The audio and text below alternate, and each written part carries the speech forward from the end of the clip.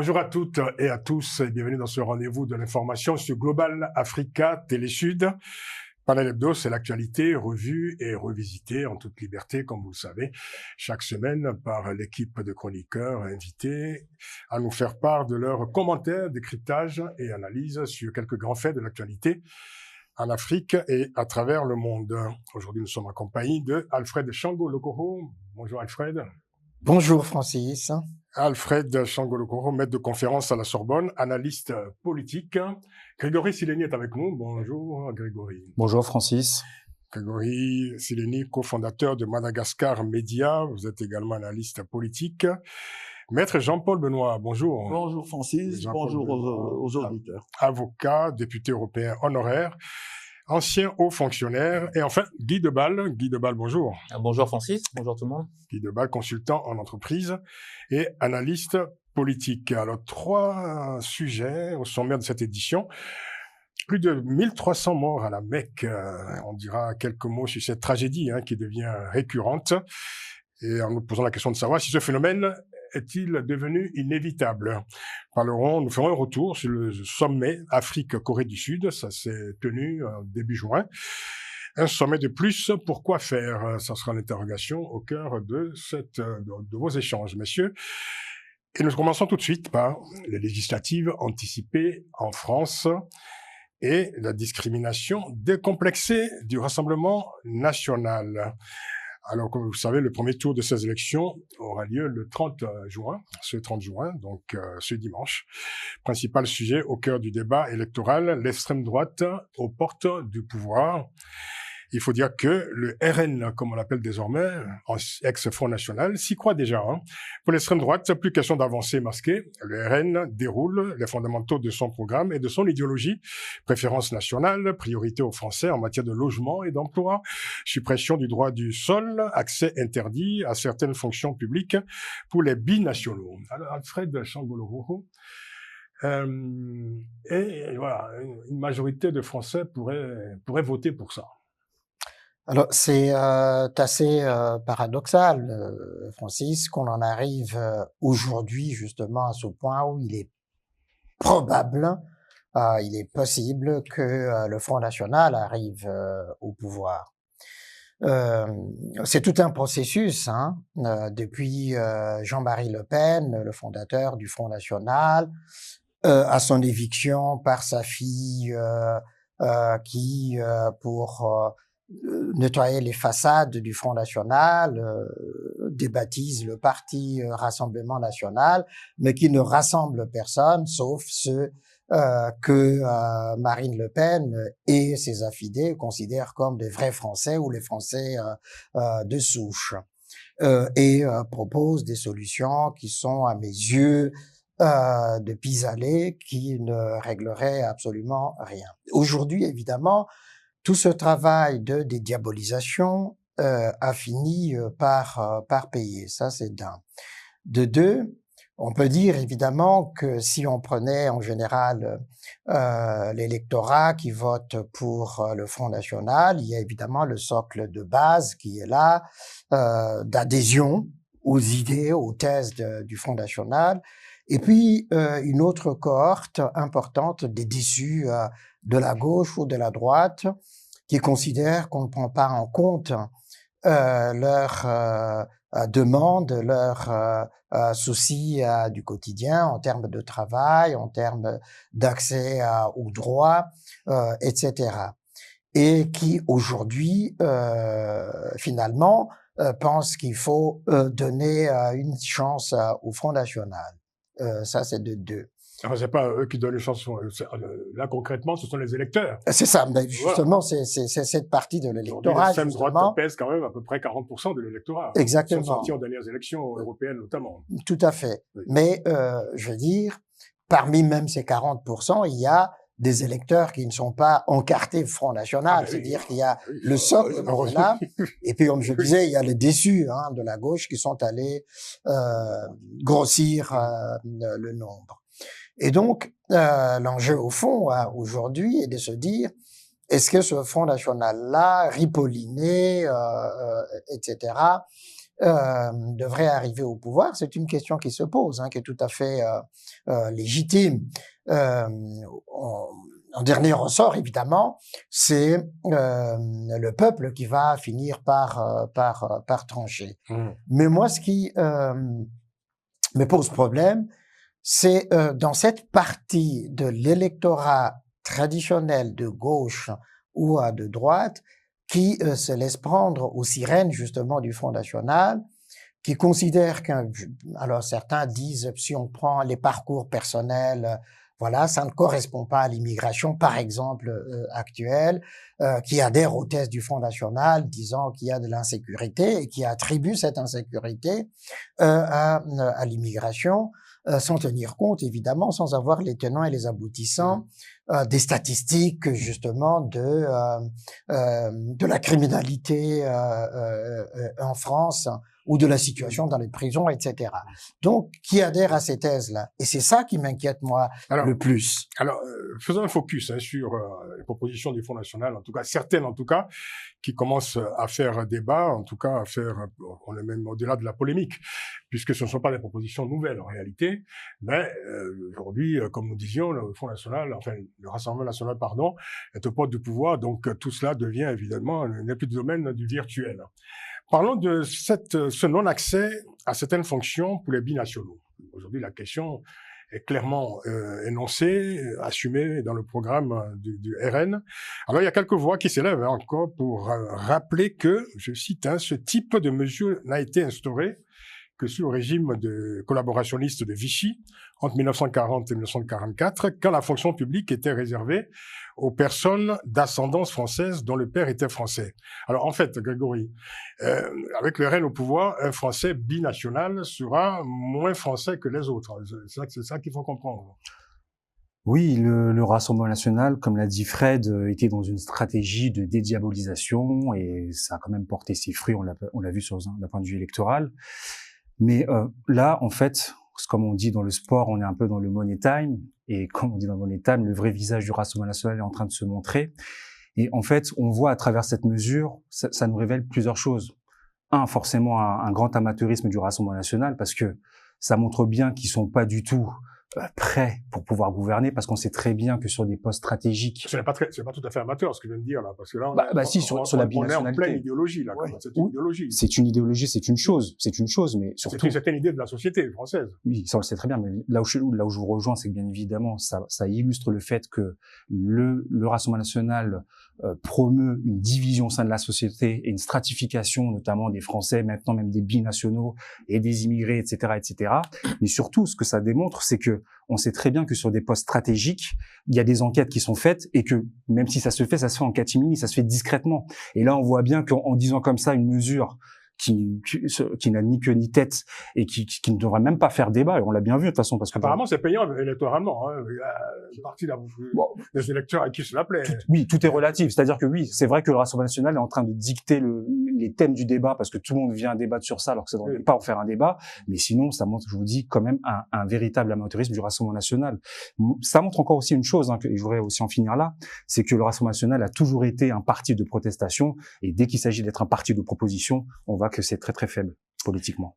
Alors, maître Jean-Paul Benoît, je voudrais insister un peu sur cette proposition en ce qui concerne notamment le droit du sol. Alors, Serge Slama, que vous connaissez certainement, professeur de droit public à l'université Grenoble-Alpes, rappelle quand même à l'occasion que une telle disposition, c'est-à-dire le retrait du droit du sol, serait contraire au caractère républicain du gouvernement et à l'ensemble de nos engagements internationaux et changerait la nature même de notre Constitution, de la Constitution française. Oui, j'adhère à ce qu'a dit le premier intervenant sur l'analyse. Le Front National, effectivement, est aux portes du pouvoir. On peut se poser la question pourquoi. On y reviendra peut-être dans le débat. Et en tout cas, on peut quand même constater que la dissolution de M. Macron pose plus de problèmes qu'elle n'en résout. Le choix du moment, le choix des thématiques et un président qui parle de la guerre civile me soucie, m'interroge. Alors, en ce qui concerne les mesures du Front National, je reprends là ce que vous avez dit sur les binationaux et sur les mesures qui aboutiraient à une distinction entre les citoyens français, c'est-à-dire à faire une hiérarchie entre les citoyens français. À partir du moment où on est citoyen français, qu'on soit binational ou pas, on est citoyen français. Donc, il y a les principes de la République. Et les principes de la République doivent être respectés. Et vous avez raison de citer ce professeur de droit constitutionnel.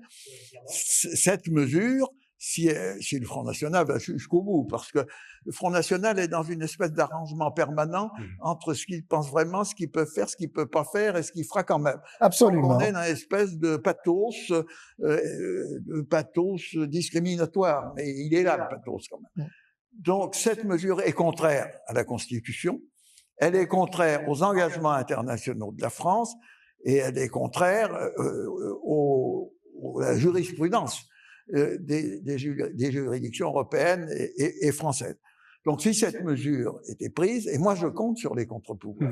Pour moi, une république, une démocratie, il y a un pouvoir qui s'exerce, et si le Front National arrive au pouvoir, ben, il aura été choisi par les Français, et je peux penser que les Français qui choisissent sont tort, mais ils l'auront fait.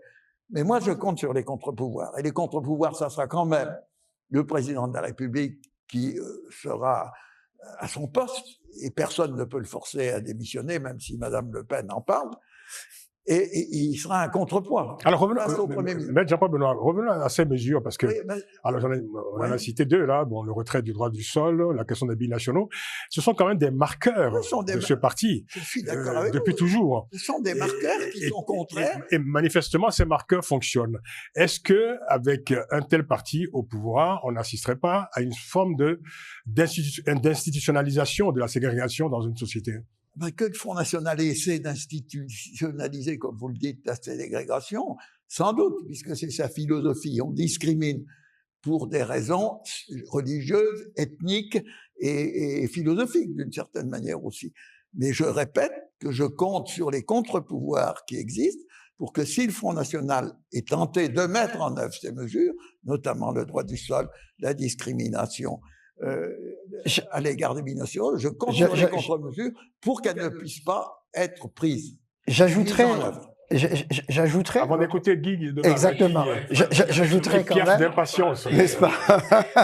Non, parce que juste, j'ajoute ceci que c'est paradoxal parce qu'ils disent Rassemblement national et en même temps, ils font des propositions de division nationale, de hiérarchisation de la société. Et on voit effectivement les limites justement du ripollinage du Front National 2. Il y a des contre-pouvoirs qui pourraient agir. Le Conseil constitutionnel, le Conseil d'État, effectivement. Voilà, exactement, qui sont là pour faire contrepoids éventuellement, dans l'éventualité justement de l'arrivée du Front National au pouvoir.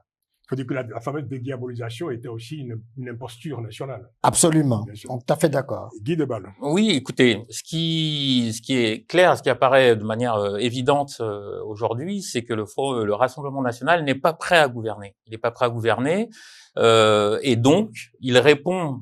Bah, si les électeurs lui donnent les clés du pouvoir. Peut-être qu'il apprendra en marchant, mais en tout cas, aujourd'hui, il n'est pas prêt à gouverner. Et il n'est pas prêt à gouverner, la preuve évidente, c'est qu'il en revient à ses fondamentaux, qu'il affirmait avoir abandonné il y a très longtemps. Parce que vous l'avez rappelé, la préférence nationale, le droit du sol, ce sont un peu ces marottes, depuis maintenant une dizaine d'années.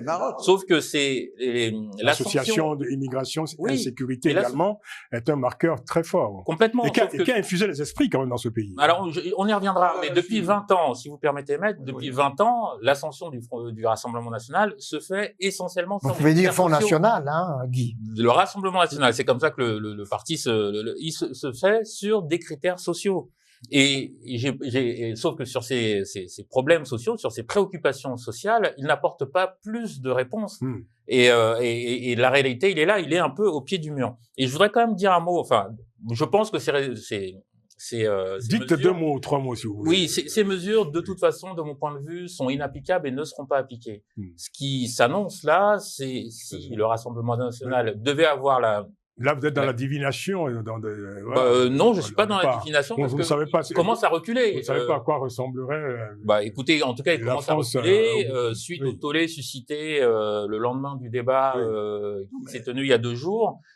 Sébastien Chenu a tenu à préciser que Sébastien Chenu précisait à ceux qui nous écoutent de loin qui c'est. Sébastien Chenu a tenu à préciser que cette mesure... Dites-nous qui est Sébastien Chenu. Sébastien Chenu, qui est donc le vice-président du groupe Rassemblement National à l'Assemblée, qui est un des cadres éminents du Rassemblement National, un conseiller très proche de Marine Le Pen. Il a tenu à préciser que cette mesure sur la préférence nationale ne s'appliquait qu'à une 50aine de postes. Ce qui pose déjà une question. Faire une loi pour 50 postes, Oui. ça pose une question. Oui. Mais plus globalement, je voudrais quand même dire que, enfin, ce qui me sidère en fait aujourd'hui, ce qui me sidère, c'est quelque chose que je résumerais par une phrase. Quand le sage montre la lune, l'imbécile regarde le doigt. Pourquoi je dis ça? C'est qui le sage, qui l'imbécile? Le sage, c'est le peuple français. Le peuple français qui, dans sa très grande sagesse...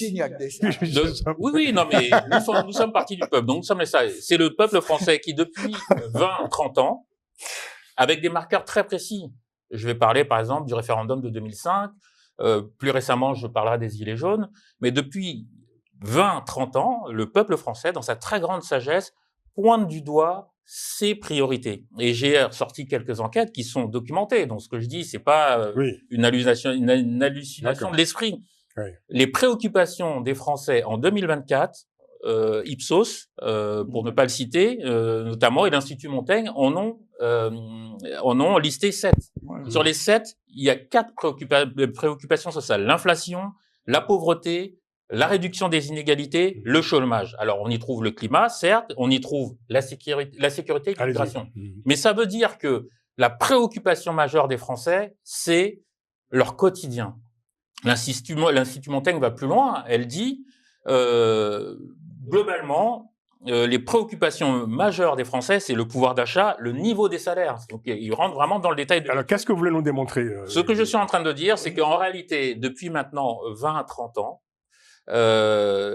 les conditions de vie des Français dégradent, et ça, tous les instituts le disent, et les politiques, les unes après les autres, de gauche et de droite, n'ayant pas les moyens ou refusant de répondre à ces préoccupations. Vous voulez dire en fond que le Front National, pardon, le RN prospère sur les ruines ou la faillite des autres partis traditionnels. D'accord, très bien, ok. Oui, complètement.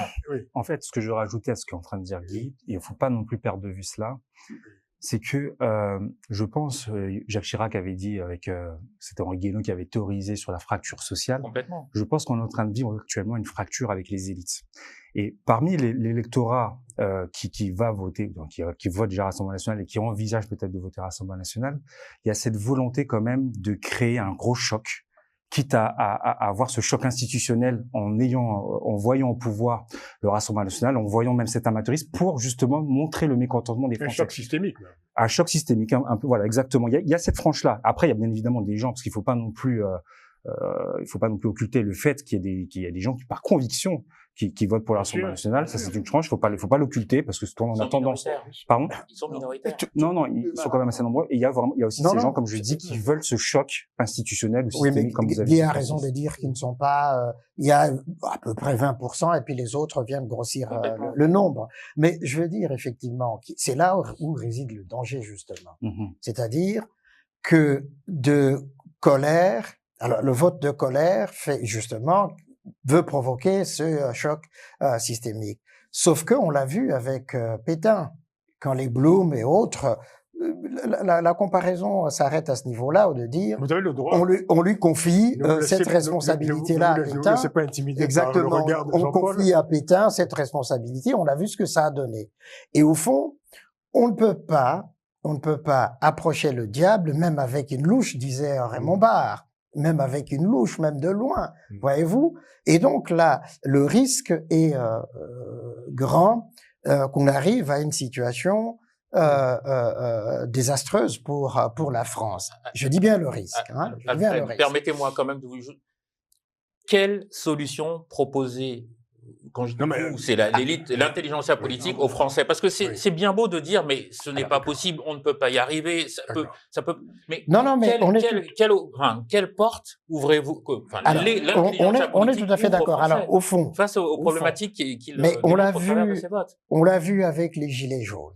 Oui, ils sont fait à peine Macron arrivé, il y a eu les Gilets jaunes. Oui. Il a organisé ce débat national pour écouter tout le monde. Toutes les doléances ont été à la poubelle. Alors, Non, ce qu'il faut comprendre, Oui. c'est ceci. Et c'est là où je disais, pour revenir à mon propos de tout à l'heure, que le danger, il est là. C'est-à-dire que, enfin, Charles Pasqua avait eu une sagesse de dire, les promesses électorales, n'est-ce pas, n'engagent que ceux qui y croient. Parce que, justement, dans cette hypothèse, dans cette éventualité que le Front National arriverait au pouvoir, n'est-ce pas, mais il ne tiendrait pas le 1/10 de ce qu'il est en train de dire. Enfin, le Parti socialiste, la gauche en 81, sans une proposition. 3 ans après, qu'est-ce qui est arrivé? Donc, s'il vous plaît, allez-y, terminez. Oui, donc, je veux dire que le pouvoir actuel, Emmanuel Macron, a essayé d'apporter les solutions possibles.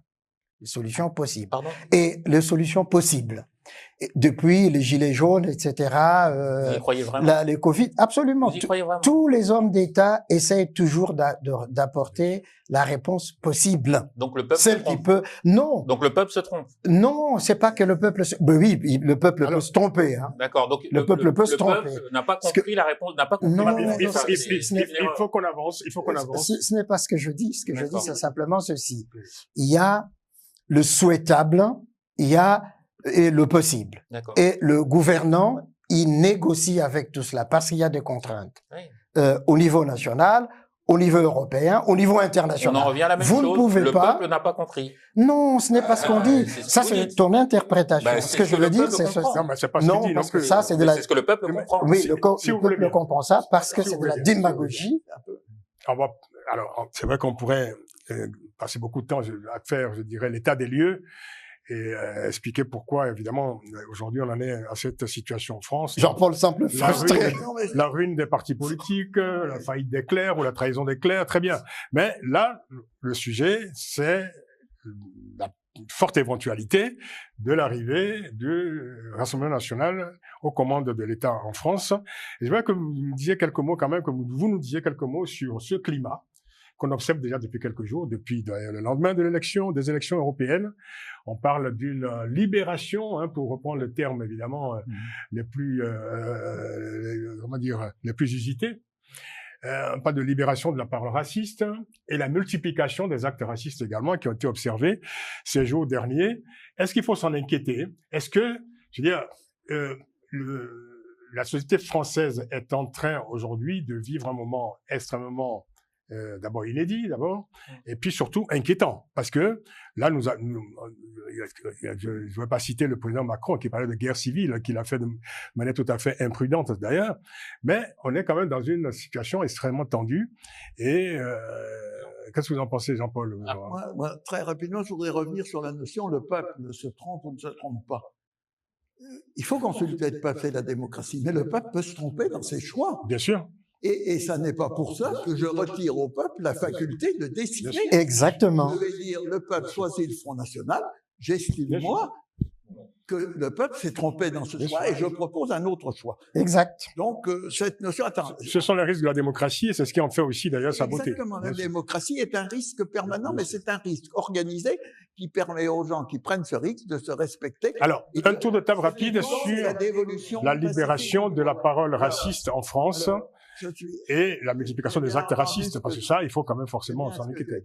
Effectivement, on est dans une opposition violente, frontale, entre deux idées de la France, globalement. Une idée républicaine, pacifique, tolérante, et une idée qui est une idée de tri. On veut trier les Français. Donc, à partir du moment où on commence à trier, on dirait il y a les bons et les mauvais. Donc, les mauvais, on peut les poursuivre. Donc, au nom du...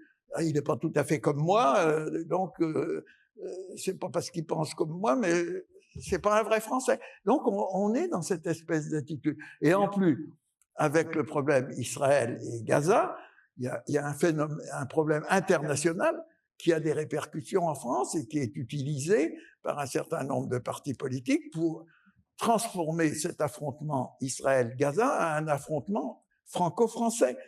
Et ça, c'est très dangereux. On pourrait y revenir. Et là, je reproche à LFI d'avoir utilisé d'une manière excessive ce problème pour le transposer au niveau français. Donc, on est dans une phase extrêmement... Mais là, nous parlons de citoyens qui ont quand même été visés directement par des actes ou des propos racistes ces jours derniers.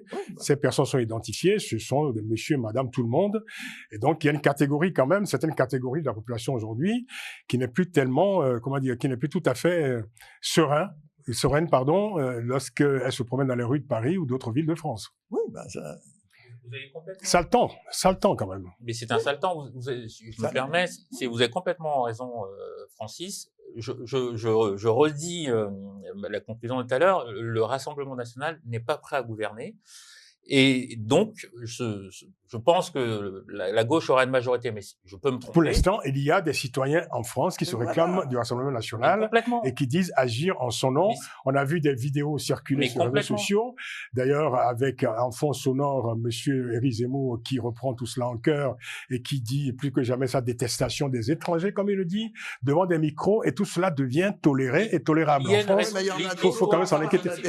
Absolument. Ah non, mais moi, je parle de toutes les catégories qui sont concernées. Non, mais toutes les catégories concernées. Vous savez, moi, je ne sais pas les juifs des autres. Hein. Non, voilà. Vous savez, quand tu dis le Front National n'est pas prêt à gouverner, qu'est-ce que ça veut dire? Alors, un parti politique qui est dans l'opposition, le pouvoir en place dit toujours il n'est pas prêt à gouverner. Alors, qu'est-ce que ça veut dire? Il n'est pas prêt à gouverner. Tout simplement parce qu'aujourd'hui, je constate que il est prêt à gouverner, mais c'est alors ça, c'est votre avis, mais moi, je vous donne le mien. Je dis que sur les problématiques majeures qui ont fait son beurre ces 20-30 dernières années, je les ai citées, aujourd'hui, on le voit dans les débats qu'il n'est pas capable d'y apporter des réponses, et notamment quand on leur parle des retraites, ils disent finalement, ils vont proposer quelque chose qui sera pire que la retraite de Macron. Mais vous avez raison. Est-ce que vous croyez réellement qu'aujourd'hui, ceux qui votent pour le Rassemblement national, parce que c'est quand même le sujet de cette partie de l'émission, est-ce que vous pensez réellement que il se soucie de la subtilité du programme politique du RN? Alors, aujourd'hui, je pense que la société est dans un état de fureur et de décomposition tel que vous avez raison. Ceux qui votent en majorité aujourd'hui pour le Rassemblement national n'ont qu'une envie, c'est de foutre un coup de pied dans la fourmilière. Et là où vous avez raison, c'est que il y a une minorité agissante. Moi, je pense que dans l'électorat, si on devait regarder l'électorat du Rassemblement national au microscope, la part raciste, xénophobe, antisémite de l'électorat du Rassemblement national est minoritaire. Mais c'est une minorité. Qu'est-ce que vous en savez? Vous avez fait le... c'est une minorité. En tout cas, c'est ce qu'on observe. C'est une minorité. Quel est votre instrument de mesure? Écoutez, j'observe la société comme vous. Et je constate que c'est une minorité, et en tout cas, on le voit aujourd'hui dans... C'est la flèche du parti. Hein. On le voit aujourd'hui dans l'actualité, et malheureusement, cette parole, oui, va se libérer, et c'est pour ça, et c'est notamment, vous me demandiez comment je pouvais... D'un mot, Grégory qui n'a pas beaucoup parlé, s'il vous plaît, parce que Grégory, est-ce que vous pensez que les électeurs aujourd'hui, ceux qui votent pour le RN, se soucient des nuances, des subtilités du programme? Il y a un mal-être au sein de la société française. Et forcément, ce mal-être, il est instrumentalisé par le Rassemblement national qui dit ce que le peuple a envie d'entendre. Oui, mais donc il faut prendre... une partie du peuple. Oui, une partie du peuple, exactement. Oui, mais après, moi, je vous dis, je pense que les choses sont beaucoup plus profondes. On aime bien souvent jeter des ad hominem sur Emmanuel Macron, mais c'est pas Emmanuel Macron le problème. Il y a une problématique, je pense déjà, d'un point de vue idéologique. Si, il y a une problématique avec le libéralisme. Ça aurait été Nicolas Sarkozy, François Hollande. Il y a un continuum dans la politique, que vous le voulez ou non. C'est une véritable. Il y a une idée qui continue. Par accident. Le problème est ancien quand même. Hein. Vous dites? C'est pas nouveau. Pardon? C'est-à-dire que la déliquescence de la classe politique, c'est pas un phénomène nouveau. Un quinquennat et demi et il n'est responsable de rien. Non, ce n'est pas ce que Grégory dit, en fait. C'est une analyse que je suis en train de donner en prenant de la hauteur. Laissez finir Grégory, parce que Grégory n'interrompt personne. Merci Francis. Heureusement qu'il est là. Oui, non, ce que je disais, donc, il y a un mal profond et c'est pas Emmanuel Macron le problème. Évidemment, c'est lui qui est responsable, il prend les responsables en tant que chef d'État et ça, bien évidemment, il pourra pas s'en exonérer. Mais par contre, ce que je suis en train de dire, c'est qu'il y a forcément... Qu'est-ce qu'on voit finalement quand on voit les différents scrutins? Et on a un peuple qui n'est pas fondamentalement très européen. Il y a un peuple qui est en train de dire à chaque fois, de pointer du doigt, en tout cas, tout ce qui est le libéralisme, en disant... Parce qu'en fait, quand on regarde les idées, finalement, que ce soit les différents partis, ne proposent pas grand-chose pour les Français. Parce qu'on parle beaucoup de pouvoir d'achat, mais quelle est la solution? Le Rassemblement national parle d'une baisse de la TVA, avec finalement très peu d'effets, en plus ça a déjà été expérimenté. Il n'y a pas véritablement de solution. Et qu'est-ce que dit le Rassemblement national? Nous, qu'est-ce qu'on propose? C'est une politique du bouc émissaire, en disant que voilà, c'est le mal du Français, parce qu'il y a des Français qui sont supérieurs à d'autres, c'est parce qu'il y a ces Français-là qui polluent la société, qui vous empêchent le bien-être. Parce il y a que des étrangers, tout simplement. Oui, des étrangers, voilà. Donc c'est ça en fait, parce que c'est beaucoup plus facile de pointer une partie de la population que d'apporter de véritables solutions pour la croissance économique, pour que les Français aient un meilleur pouvoir d'achat, etc. Donc c'est ça aujourd'hui la situation. Alors, en un mot, moi, je dirais... cette analyse sur la montée du Rassemblement national. On va conclure. Cette analyse, alors moi, c'est la phrase de Chirac quand avant la dissolution, il dit cette phrase: je ne comprends pas. C'est-à-dire que les politiques, depuis des années, ne comprennent pas pourquoi le Rassemblement national continue d'augmenter. Et un dernier mot, Emmanuel Macron, vous dites, bon, c'est pas de sa faute, il a fait ce qu'il a pu. Les gilets jaunes. C'est pas ce que j'ai dit. Les gilets jaunes. Bon, oui. En tout cas, c'est ce qu'on comprend. Les gilets jaunes. Non, c'est ce que toi, tu comprends. Ouais, voilà. Bon, en tout cas, c'est ce que les téléspectateurs comprendront aussi. Les gilets jaunes. Faut pas parler à leur nom. Des millions de Français dans la rue. Les millions de Français. Oui. Et quelle a été la conclusion? Ils ont écrit des cahiers de doléances qui ont été à la poubelle. Mais pas du tout. Non, il y a eu des réponses quand même. On va pas revenir là-dessus. Alors, moi, je pas dirais aussi maximaliste. voilà, ne paniquons pas, d'accord? Sachons raison garder. C'est peut-être C'est vrai insuffisant, mais bon. qu'il y a cette inquiétude parce qu'on voit monter le Front National. Mais pour moi, c'est le Front National. Le ripollinage, pour moi, n'a rien changé. C'est le Front National. Voilà, exactement. Alors, si on prend dans le temps la question de l'islamophobie ou de l'antisémitisme dans le Front National, ça ne date pas d'aujourd'hui. Ça remonte à plus loin, qu'on se souvienne du rafour crématoire, de tout cela, etc. Donc, pour moi, ça fait partie de l'ADN du Front National. Donc, pas d'inquiétude parce qu'il y a des réponses qui sont apportées par la société. Et en dernier ressort, pour faire court... Vous faites court parce qu'il faut aller très vite. J'ai encore quelques questions à vous poser, s'il vous plaît. D'accord. Donc, brièvement, je vais dire ceci. Quand je dis pas de panique, je dis il n'y a qu'une seule réponse possible à apporter. Au lieu de pousser des cris d'orfraie, il faut se mobiliser massivement pour aller voter le 30 et le 7 pour justement faire que le Front National n'arrive pas au pouvoir. Alors, question à Grégory et aussi à Guy peut-être. Alors, ce qui peut nous intéresser également, c'est que, je veux dire, parmi les électeurs du Front National, du Rassemblement National, on ne trouve pas que des Français dits de souche, hein, comme on dit. Non. On trouve de plus en plus des immigrés naturalisés, des enfants d'immigrés qui aujourd'hui votent allègrement pour ce parti. Comment est-ce que vous expliquez que ce parti parvienne aujourd'hui à rallier cet électorat également à sa cause? Je pense que c'est ça. C'est là qu'on voit que le travail qui a été mené sur la dédiabolisation, il y a des personnes qui ont cru à ce qui a été développé. Ça avait déjà été développé avec... je veux dire, ceux qui nous écoutent de loin, voilà, le schéma, il est très simple, caricatural. Oui. Voilà un parti, vous l'avez dit vous-même, dont le fonds de commerce est quand même essentiellement basé sur le rejet de l'étranger, pour faire court. Oui. Et voilà donc des étrangers devenus français ou des enfants d'immigrés qui votent pour ce parti, qui continuent à les désigner d'ailleurs par ailleurs comme étant des Français pas comme les autres. Comment vous expliquez ça? Je vois où vous voulez en venir. En fait, c'est vrai, il faut le dire. On va pas convoquer la psychanalyse, comme vous le disiez la dernière fois. Parfois utile. N'est-ce pas? En fait, ce qu'il faut savoir, c'est que par rapport au vivre ensemble, il y a plein de choses, il y a plein de livres qui sont sortis par rapport à ça. On parle de territoire abandonné. Et c'est vrai qu'aujourd'hui, c'est très difficile pour les Français, je parle pour la population dans son ensemble. Il y a des tensions qui existent entre la population. Non, c'est quand même, il y a quand même une montée sur ces dernières années, on peut le voir. Parce qu'il y a la montée des communautarismes qui existent, on peut pas le nier. Et c'est vrai que sur ces sujets-là, en fait, finalement, les partis sont pas très à l'aise, et c'est parce qu'il y avait finalement, on dit que la nature a horreur du vide, et en fait, le Rassemblement national a occupé cet espace vide en pensant apporter des solutions, notamment sur des problèmes, je pense notamment aux quartiers, dans les quartiers, dans les cités, on sait qu'il y a beaucoup de problématiques, notamment parce qu'il y a des problématiques de paupérisation, de grande pauvreté, et les populations ont du mal à vivre ensemble. Et puis il y a beaucoup de quartiers aussi qui sont ethnicisés, et tout ça, en tout cas, beaucoup y voient en tout cas un mal dans la société française. C'est ça Mais aujourd'hui. vous n'avez pas répondu à la question. Bah, Est-ce que si. c'est cela qui explique le vote des Oui, immigrés oui, parce que naturalisés oui. de certains de leurs enfants? Parce que il y a des gens qui ne se reconnaissent pas forcément dans cette société-là, qui est violente, qui ne respecte pas la police. Et ça, c'est la réalité quand même qui existe dans les quartiers. Et donc, il y a des gens qui trouvent des ramifications dans le Rassemblement national et ils trouvent que ça correspond à leurs idées. Il y a cette frange-là de la population. Oui. Et là, on y retrouve du coup des personnes Moi, je suis d'origine immigrée. Ou alors en désaccord avec ça. c'est une forme singulière. Je viens C'est répondre. peut-être une forme singulière Ouais. d'intégration. Alors, je suis en d'accord avec cette analyse et donc je précise. Il y a des Très rapidement. quand vous me demandez, quand je disais que la part de l'électorat raciste du Rassemblement national était aux alentours de 20%, vous me demandiez comment. Il se trouve qu'il y a des études qui ont été faites et précisément l'immigration c'est 27%. Ouais. Tout électorat convaincu, Confondu. Confondu. Pour en revenir à votre question, En peu de mots.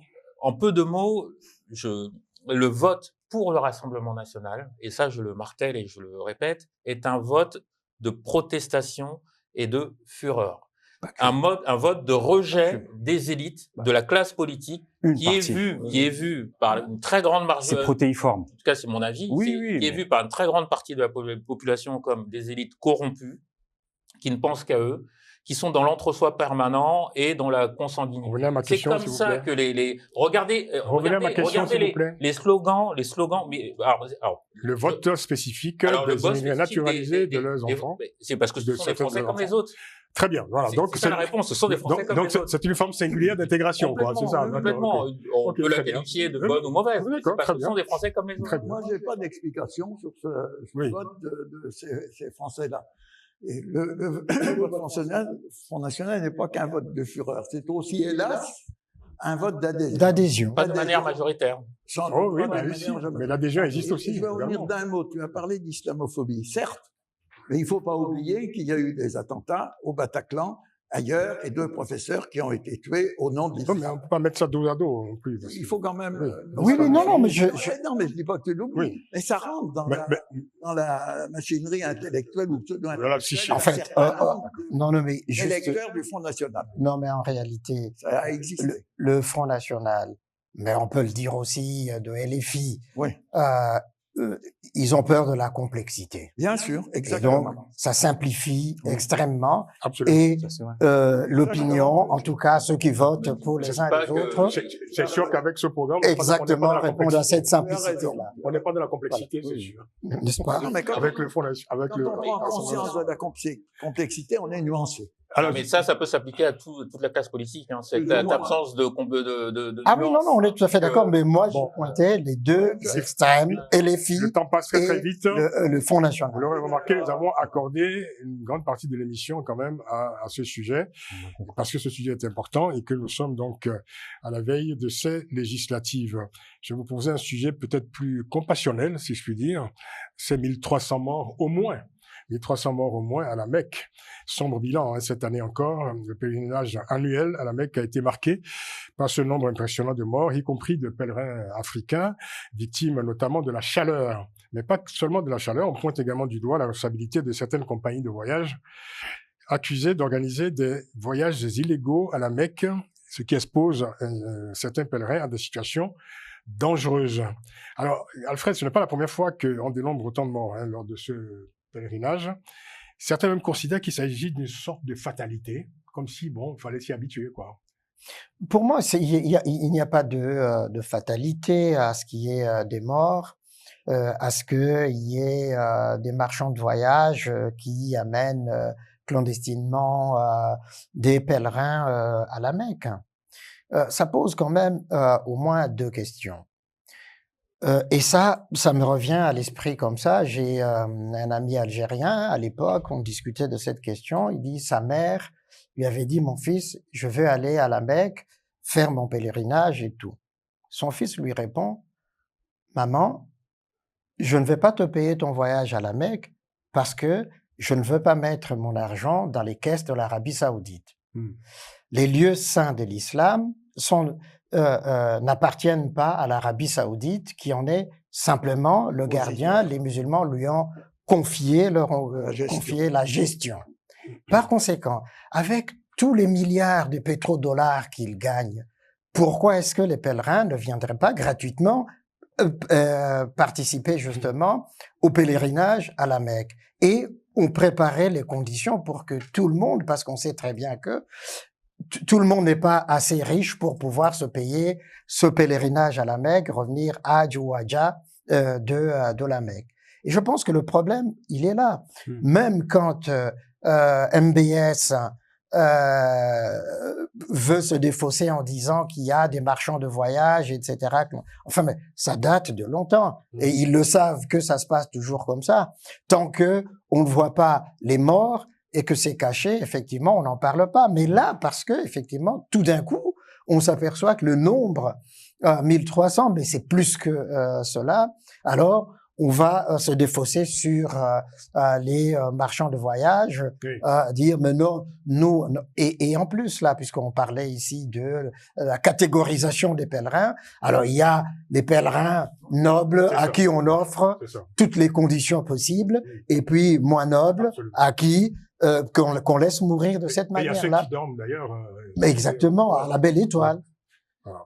Ceux qui dorment oui, alors à l'extérieur, qui ne sont pas hébergés, qui sont dans des situations, qui sont forcément plus exposés d'ailleurs à ces fortes températures qui sont évidemment l'une des causes évoquées de cette hécatombe. Absolument. Alors, MBS Mohamed Ben Salman, hein. Oui, on avait compris.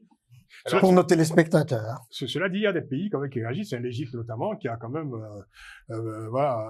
qui a quand même dénombré 600 morts de ses ressortissants, 600 morts égyptiens. Alors, certaines compagnies de voyage justement sont aujourd'hui sous le coup de poursuites judiciaires, et bon, l'Égypte apporte également un certain soutien aux familles des victimes, et des pays africains concernent également, notamment le Sénégal, qui d'année en année sont également sollicités pour prendre des mesures radicales afin que, parce qu'il y a eu d'autres années où on a compté encore plus de victimes que cette année, hein. Oui. Guy? Oui, alors c'est un sujet qui touche à la religion, donc c'est assez délicat. Et donc la question ne touche pas à la religion, là, c'est une question. Ce sont des fidèles qui font un voyage dans le cadre de leur foi. Oui, c'est ça. Donc c'est vraiment un sujet délicat, parce que ce que je voudrais dire, c'est que vous avez parlé de l'Égypte, ils ont effectivement dénombré 600 morts, mais sur les 600 morts, seuls 31 étaient des pèlerins légaux. Et il faut dire que sur la plupart des victimes, la plupart sont des pèlerins illégaux. C'est ça. Et donc des pèlerins qui, n'ayant pas obtenu l'autorisation mais il peut pas y avoir de pèlerins illégaux, parce que justement, ce sont des lieux saints qui doivent être gratuits pour tous les croyants qui doivent y aller. L'Arabie Saoudite fait n'importe quoi. Alfred, vous pouvez pas dire que l'Arabie Saoudite fait n'importe quoi. Alors ça, c'est votre avis, mais c'est son avis, c'est pas le vôtre. Sauf que le mien, il est le suivant.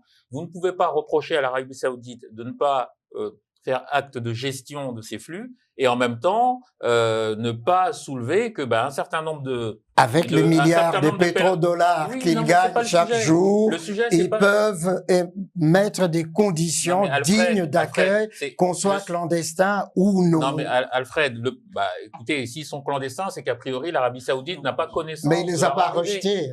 Voilà, ils les ont pas rejetés. Je ne sais pas comment ils y arrivent. Un mot, Jean-Paul Benoît. Moi, je veux dire que hélas, le pèlerinage à la Mecque est devenu un phénomène commercial. Absolument. Pour beaucoup d'agences touristiques, et aussi pour l'Arabie Saoudite. Tout à fait. C'est des marchands d'illusions. Et moi, qui suis un agnostique convaincu, la religion est le plus grand marchand d'illusions qui soit. Bon, ça c'est le mot de Jean-Paul Benoît, maître Jean-Paul Benoît. En fait, Grégory, il faut dissocier pour moi deux choses. Premièrement, déjà, c'est qu'il faut savoir, c'est que le pèlerinage entre dans la stratégie de l'Arabie Saoudite et de Mohamed Ben Salman sur la vision 2030, parce qu'il faut savoir que le pèlerinage, le Hajj, c'est la deuxième rentrée d'argent en Arabie Saoudite, c'est 40 milliards de dollars, c'est important. Ça, c'est la première chose. La seconde chose, là, on peut s'étonner, c'est comment un pays comme l'Arabie Saoudite ne peut pas prendre les mesures nécessaires sur les personnes, même s'ils viennent clandestinement, parce que, in fine, ils sont bien sur le territoire de l'Arabie Saoudite. Donc, pour moi, la problématique, elle se situe à ce niveau-là. Après, c'est vrai que là aussi c'est dramatique. Il faut quand même le souligner parce qu'il y a beaucoup de ressortissants africains qui sont touchés. Oui. Et c'est des sommes énormes. Hein. C'est entre 4 000 et 7 000 euros le coût du voyage. Et là, moi, on va par contre à la responsabilité des États africains par rapport à leurs ressortissants. Ça, il faut pas oublier, la responsabilité est partagée. Donc, je pense qu'il faut souligner cela par rapport à parce que ça a lieu chaque année. Et en plus, je veux aussi en finir là. avec le changement climatique, ce qu'on annonce, c'est que ça va être encore plus dramatique parce on dénote qu'il va y avoir des extrêmes chaleurs en Arabie Saoudite et que ça sera pas tenable, sachant qu'en fait, l'Arabie Saoudite n'a pas la main sur le calendrier, puisque c'est religieux et la date est définie en fonction de ce qui dit, si je me trompe pas, le calendrier islamique qui dit que voilà, ça sera à ce moment-là. Voilà, exactement. Donc voilà. En tout cas, il ne faut pas s'y habituer à cette hécatombe qui se renouvelle malheureusement chaque année. Dernier sujet, messieurs, retour sur le sommet Afrique-Corée du Sud. Alors un sommet, pourquoi vous souriez un peu un sommet Corée du Sud-Afrique, c'est tenu début juin.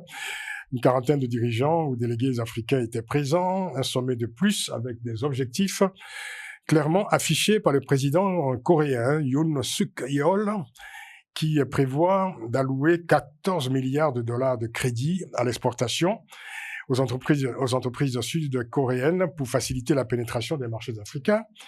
Et question également de l'exploitation des minéraux essentiels en Afrique pour développer les technologies de pointe coréennes. Et en contrepartie, 10 milliards d'aides publiques accordées à l'Afrique d'ici 2030. Et par ailleurs, la Corée attend de l'Afrique, un soutien diplomatique face à son voisin nord-coréen. Alors, mon cher Alfred, les termes de la coopération, selon Séoul, sont clairement identifiés, très explicites. Autant du côté des Africains, mis à part l'aide publique promise par Séoul, on ne sait pas précisément comment l'Afrique pourrait tirer le meilleur profit de ce sommet. Un sommet de plus, parce que évidemment, on a connu le sommet France-Afrique, le sommet Russie-Afrique, le sommet Japon-Afrique, le sommet Afrique-Arabie Saoudite, et j'en passe. Voilà un sommet de plus. De plus en plus, on a toujours du mal, en fait, à identifier très clairement quels sont les profits que tirent les pays africains de ces sommets. Alors, si on voulait être optimiste, Francis, on dirait c'est très bien, l'Afrique est au cœur du jeu géopolitique international et c'est une bonne chose. Ça, c'est la version optimiste. Exactement. Mais si on veut être beaucoup plus nuancé, beaucoup plus critique vis-à-vis de l'Afrique, c'est d'abord de dire qu'il y a une absence et tous les faux panafricanistes qui parcourent les plateaux, etc., qui racontent n'importe quoi, ne comprennent pas justement cela. Donc, il y a cette absence de politique africaine, justement, de ces grands sommets. Au fond, chaque État vient avec ses propres intérêts. L'Union africaine, au fond, c'est la portion congrue. Et donc, on ne voit pas très clair. Moi, je reviens. Il n'y a pas une politique commune africaine. Exactement. Je reviens à cette intuition de Cheikh Anta Diop quand il disait les États unis d'Afrique ou l'État fédéral africain, de dire des côtes libyques à l'extrême pointe au cap de Bonne-Espérance, au lieu de fonder l'Afrique sur les frontières héritées de la colonisation, faire de l'Afrique un seul pays, mais avec, comme les États-Unis, des États fédérés et avoir une politique unique de l'Afrique qui ferait que l'Afrique pèserait devant les grands ensembles qui existent pour parler d'une voix unique sur ce plan-là. Et au fond, on voit cette multiplication justement des sommets. Les effets directs, on ne le voit pas pour les populations, le développement des pays africains. C'est vraiment un somme nul, si on va jusqu'au bout. D'ailleurs, il y a ce format qui est quand même persistant et qui interroge aussi, c'est le fait qu'un seul pays puisse recevoir un continent entier, quoi. C'est quand même très curieux. Japon, Afrique, Russie, Afrique, Italie, Afrique. Turquie, Afrique. Italie, Afrique. C'est d'une logique. Italie, Afrique. C'est d'une logique implacable. Et la réponse, d'ailleurs, à cette question, c'est pourquoi la multiplication de ces sommets, elle est extrêmement simple et pragmatique. Les ressources naturelles du continent africain. 75% des réserves de diamants mondiales. 45% des réserves mondiales d'or. Je ne parle pas du pétrole. Les Coréens, qui sont de grands producteurs de smartphones, ils ont besoin des minerais qui sont essentiellement en Afrique. La raison, elle est uniquement ça.